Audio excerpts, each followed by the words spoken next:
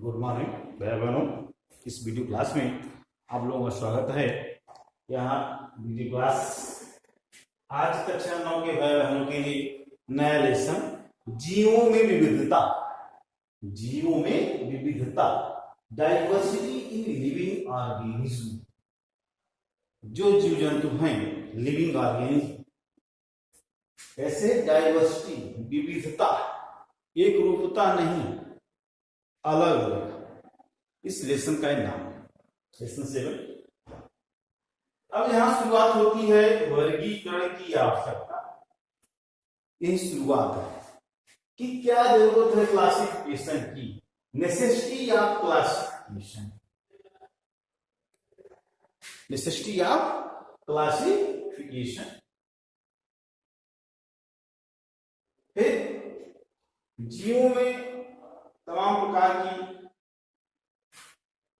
यहां पर बताया गया है कि विविधता क्यों कैसे है, तो वर्गीकरण की आवश्यकता क्यों है और फिर जीवों में विविधता क्या है, इसी को लेकर के यहाँ चर्चा शुरुआत की जा रही है। जैसे भाई बहन हम लोग देखते हैं कि संसार में हमें बहुत से प्रकार के जीव जंतु दिखाई पड़ते हैं।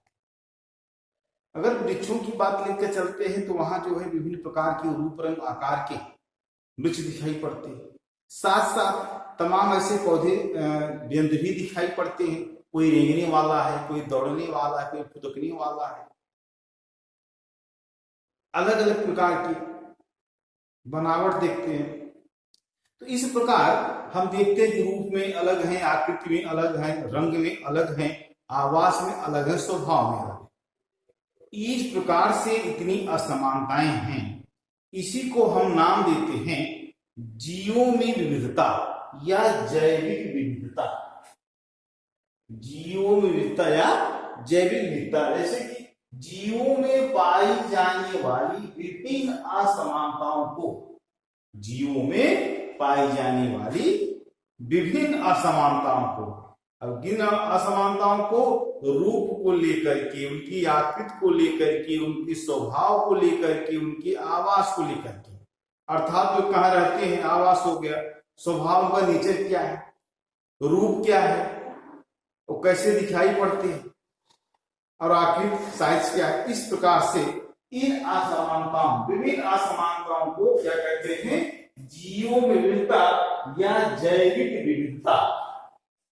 जैसे कि अभी तक जो ज्ञात है, लगभग वैज्ञानिकों जो खोजा गया है, इस समय तक 3,50,000 तक पेड़ पौधों की विभिन्न जातियों, अर्थात 3,50,000 जात के पेड़ पौधों को और 19 लाख जंगली प्राणियों की अभी तक खोज की जा चुकी है। अभी कितने हैं जिनको कि हम लोग खोज नहीं पाए, जान नहीं पाए हैं, उनके बारे में जानकारी नहीं कर पाए हैं।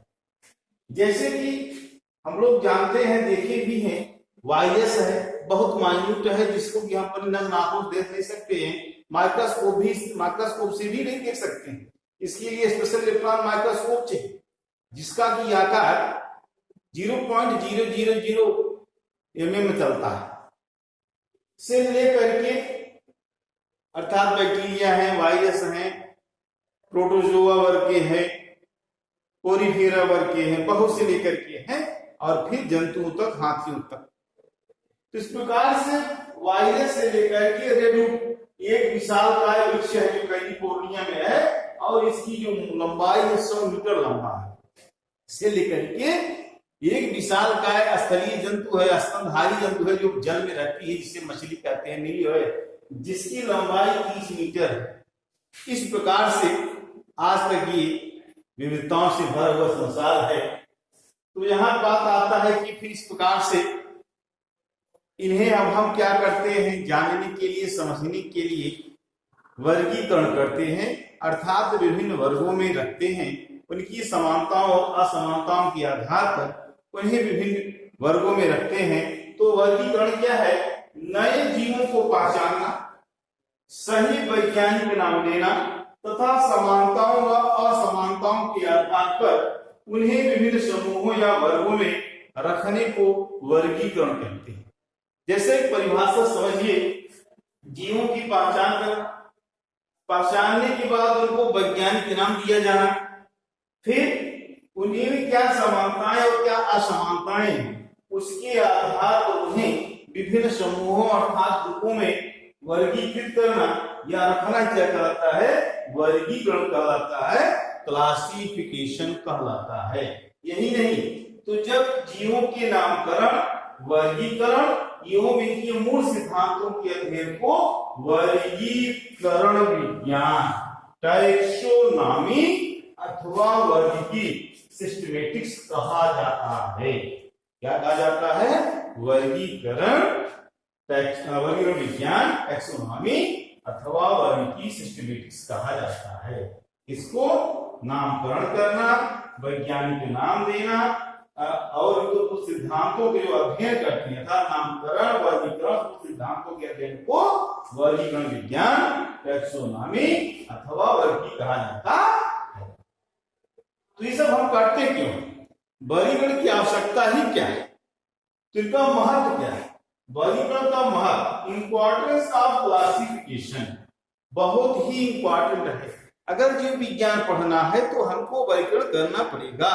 इसके वर्गीकरण करने से किसी वर्ग के एक जंतु का जब हम अध्ययन कर लेते हैं, अर्थात उस एक वर्ग के किसी एक जंतु का अध्ययन कर लेने से, उसके समस्त लक्षणों को जान लेने से उस वर्ग के समस्त जंतुओं के विषय में हमें जानकारी प्राप्त हो जाती है। जैसे यदि हम मेढक के समस्त लक्षणों को जान लेते हैं तो हम एम्फीबिया वर्ग के अन्य समस्त जंतुओं के लक्षणों को हम जान लेंगे, उसे याद करने की आवश्यकता नहीं रहेगी। दूसरा, हम जब वर्गीकरण विज्ञान पढ़ते हैं तो हम देखते हैं कि उनका विकास कैसे हुआ है। तो हम देखते हैं कि वे सरल जीव से कठिन जीव की तरफ, अर्थात ऐसे जीव जिनकी संरचना सरल है और ऐसे जीव जो जटिल जीव हैं, जब उनको क्रम में रखते हैं तो हमको ये क्रमबद्धता दिखाई पड़ती है, अर्थात जीवों का विकास सरलतम से जटिलतम संरचना की तरफ हुई है। इसी के साथ साथ जैसे कि हम देखते हैं प्रोटोजोआ, पोरीफेरस, डेंटेटा, आर्थ्रोपोडा, ये सब क्रमशः विकसित हुए जंतु हैं। तो यह हमको महत्व हो गया इसका। इसके अलावा और कुछ ऐसे महत्व हैं, जैसे कि दूसरा महत्व है, हमें कुछ ऐसे जंतुओं की जानकारी मिलती है जो एक प्रकार से वे दो वर्गों को जोड़ने का कार्य करते हैं, जिन्हें संयोजी कड़ी कहते हैं, लिंकेज कहते हैं। जैसे एक प्राणी है, एक जंतु है यूग्लिना। यूग्लिना में जंतु और वनस्पति दोनों के लक्षण पाए जाते हैं। तो इससे ज्ञात होता है कि यह जो है वो जंतु और वनस्पति दोनों को जोड़ने का कार्य करता है। इसके अतिरिक्त दूसरा एक प्राणी और है, पेरिपेटस है, जो एनिलिडा और आर्थ्रोपोडा को जोड़ता है। इसी प्रकार से और ऐसे जंतु हैं, जैसे आर्कियोप्टेरिक्स है, जो रेप्टिलिया और पक्षी वर्ग को जोड़ता है। तो ऐसे कुछ हमको जंतु मिलते हैं जो ज्ञात होता है कि एक वर्ग से दूसरे वर्ग का विकास हुआ है। और इसके बारे में हमको और इम्पोर्टेंस मिलता है कि हमको यह ज्ञान आता है कि इनका विकास कैसे हुआ है। जैसे ज्ञान में आता है कि पक्षी वर्ग और स्तनधारी का विकास रेप्टिलिया से हुआ है। जब हम वर्गीकरण का अध्ययन करते हैं, जंतुओं का अध्ययन करते हैं, तभी हमें यह ज्ञात होता है। इसी के साथ साथ जैसे और ज्ञात होता है कि प्लेटीहेल्मिन्थेस का विकास जो है वो स्लेंटेटा संघ से हुआ है। और जानकारी में हम यह देखते हैं कि सबसे पहले जो है एक कोश की प्राणी आए, उसके बाद बहुकोश की प्राणी। इसी के साथ साथ हम यह भी देखते हैं कि ऐसे बहुत से प्राणी हैं जो एक ही जात के हैं, लेकिन एक जात के होते हुए भी आवास के आधार पर वो अलग अलग दिखाई पड़ते हैं। जैसे स्तनधारी हैं, जो जल में स्तनधारी हैं, उनका स्वभाव जो है और स्वभाव के साथ साथ आवाज जो है वो मछलियों जैसा दिखाई पड़ता है।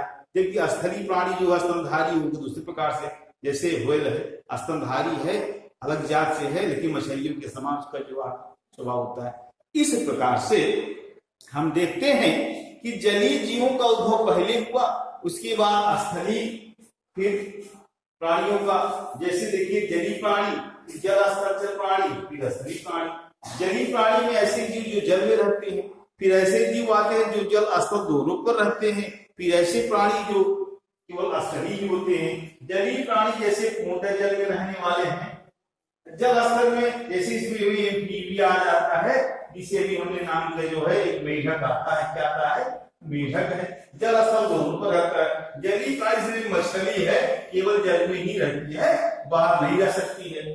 स्थलीय प्राणी में जैसे हम लोग हैं, मनुष्य हैं या और जानवर हैं, जीव जंतु हैं, तो केवल स्तर पे ही रह सकते हैं। तो इस प्रकार से हम देखते हैं कि हमें यह ज्ञात होता है कि पूर्वज कहाँ रहते थे और उनका विकास कैसे है, हमारा विकास कैसे है। तो इस प्रकार से वर्गीकरण के अध्ययन से हम लोग है वह जंतुओं में क्या वीरता है, वीरता क्यों पाई जाती है, वर्गीकरण क्या है, इन सब का हम यहाँ पर अध्ययन करेंगे, अध्ययन करते हैं।